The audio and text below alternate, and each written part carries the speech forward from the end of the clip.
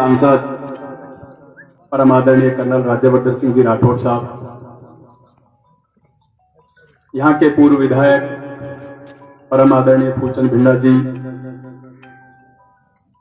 मंच पर उपस्थित सभी जनप्रतिनिधि, मेरे सामने उपस्थित सभी पिता तुल्य बुजुर्गों, नौजवान साथियों, माता बहनें और आसपास के सभी विद्यालयों से पधारे हुए शिक्षक,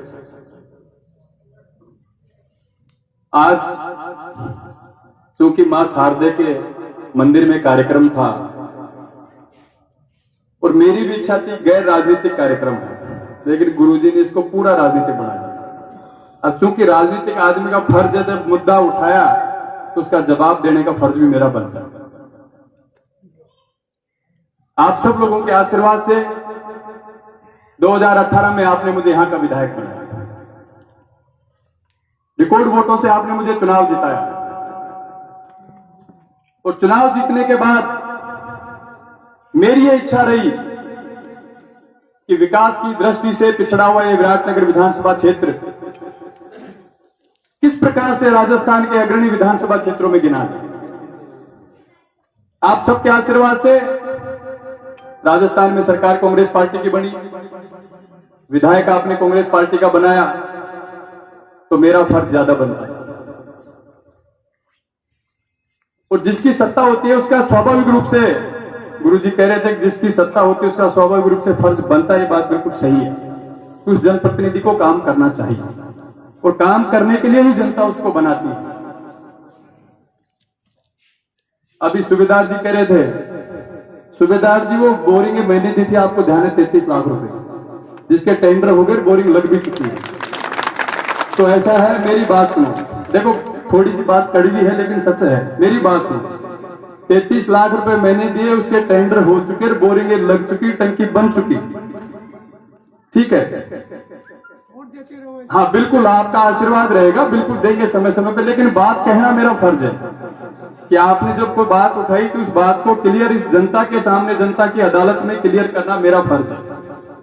और मैं एक बात और बताऊं, अक्सर ऐसा होता नहीं है कि किसी क्षेत्र में अलग अलग पार्टियों के विधायक और सांसद होते हैं, वो एक प्रोग्राम में जाते नहीं, लेकिन चूंकि मैं सबके सामने कहता हूं कि एमपी साहब हमारे भले आदमी हैं, अच्छा काम इन्होंने किया है और मेरा व्यक्तिगत इनसे बहुत जुड़ाव है, इसलिए मैं इनके हर कार्यक्रम में जहां भी याद करते हैं मैं इनके कार्यक्रम में आता हूं।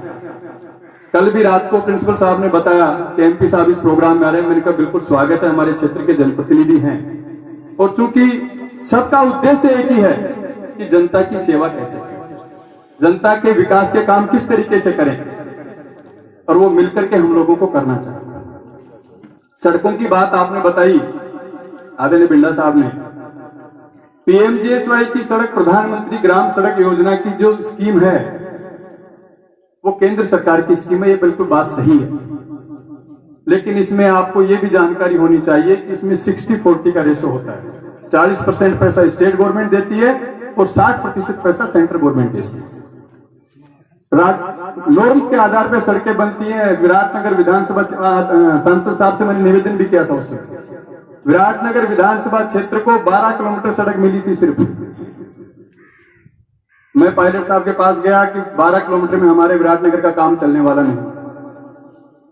आप सब लोगों के आशीर्वाद से, चूंकि वो पोर्टल बंद हो चुका था उस समय तक, मैं खुद दिल्ली गया, एमपी साहब से मिला जाके, मैंने निवेदन किया कि एक बार आप सेंट्रल गवर्नमेंट से रिक्वेस्ट करके उस पोर्टल को खुलवाइए ताकि हमारी सड़कें दोबारा इसमें अपलोड हो सके। 12 किलोमीटर की बजाय 58 किलोमीटर सड़क विराटनगर विधानसभा क्षेत्र को मिली,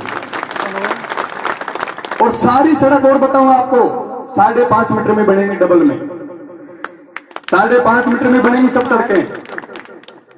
और आपके ही पड़ोस में 2 विधानसभा और है, ना तो कोटपुतली को 1 किलोमीटर मिली, सापरा को 1 किलोमीटर मिली। तो विराटनगर में निश्चित कहता हूं कि जहां भी मैं एमपी साहब का सहयोग मांगता हूं, इनका पूरा सहयोग मुझे मिलता है विकास के कामों में। लेकिन गुरुजी तो एक तरफा सर्वे, सारा मतलब सारा श्रेय मोदी जी को देंगे जैसे, तो ना तो हमने कुछ किया, ना 70 साल 50 साल कांग्रेस पार्टी रही तो उन्होंने कुछ किया। हाँ मैं बता रहा हूं, एक एक बात पे आ रहा हूं गुरुजी, आपकी बातों पे आ रहा हूं, एक एक बात का जवाब इस मन से दूंगा। आपने सड़कों की बात आपके सामने मैंने रखी। पीएमजीएसवाई की 58 किलोमीटर सड़कें सिर्फ विराटनगर में आप उठा के देख लो। पानी का, जल जीवन मिशन का जो पैसा है, केंद्र सरकार की स्कीम है, बिल्कुल सच्चाई है, लेकिन उसमें 50-50% का रेशियो होता है केंद्र और प्रदेश का। 50% पैसा सरकार, राज्य सरकार देती है और 50% पैसा केंद्र सरकार देती है, लेकिन वो अनुशंसा क्षेत्रीय विधायक की होती है, वो महीने की, आपको सब पता है। 65 करोड़ रुपए टोटल जयपुर ग्रामीण को मिले, जिसमें 24 करोड़ अकेले विराटनगर विधानसभा क्षेत्र को मिले। अगर मैं गलत कह रहा हूं तो आप सब लोग बता दो। जिसके टेंडर प्रक्रिया भी लगभग हो चुकी है और लगभग काम 5-7 गांवों में शुरू भी हो चुके हैं। अब बात करता हूं मैं आपको मुख्य मुद्दा, प्रागपुरा पांचुडाला सड़क। अब ये खड्डे गुरुजी मैंने तो किए नहीं थे, ये तो पहले के पड़े हुए थे। मेरे आने के बाद मैं पायलट साहब से इस मामले में मिला, मैंने निवेदन किया कि हमारे इलाके की बहुत बड़ी सड़क है। उन्होंने कहा ये सड़क एसआरएफ सेंट्रल स्टेट फंड में नहीं बन सकती, इसको हम सीआरएफ में कराएंगे, लेकिन उसके लिए एमडीआर होना आवश्यक है। सड़क 10 दिन के भीतर फाइल चला के हमने इसको एमडीआर घोषित कराया। आदरणीय एमपी साहब को भी पता है इस बात का कि 2 साल से केंद्र सरकार सेंटर स्टेट का जो सीआरएफ का पैसा वो रोक के बैठी है। अब दोबारा से हमने उस प्रपोजल को वापस एक बार मार्च में भिजवाया और दोबारा भी 3 महीने पहले फिर उसको हमने 40 करोड़ रुपए का प्रपोजल भिजवा रखा है। और मैं आज इस मंच के माध्यम से घोषणा करता हूं, अभी मेरी बात हुई है, 1 महीने के भीतर इस सड़क की स्वीकृति आ जाएगी आपकी, प्रागपुरा पांचुडाला 40 करोड़ रुपए। एमपी साहब से मैंने भी निवेदन किया था, इन्होंने भी केंद्र सरकार में इस मामले में बात की है। सीआरएफ सेंट्रल रोड फंड का पैसा जो कि हर स्टेट को केंद्र सरकार देती है, लेकिन वो पैसा लगना कहाँ है, वो काम प्रदेश गवर्नमेंट का होता है। आप सब लोगों के आशीर्वाद से, पायलट साहब के आशीर्वाद से राजस्थान में 32 सड़कों के प्रपोजल गए, जिसमें एक आपके विराटनगर का गया। 723 करोड़ रुपए के प्रस्ताव राजस्थान के हैं, जिसमें एक 39.73 करोड़ रुपए का प्रस्ताव कारोड़ी आपके अलवर सीमा से लेके पावटा नाडेला रोड और हमारे गांव होते हुए आगे तक है, 25 किलोमीटर की सड़क।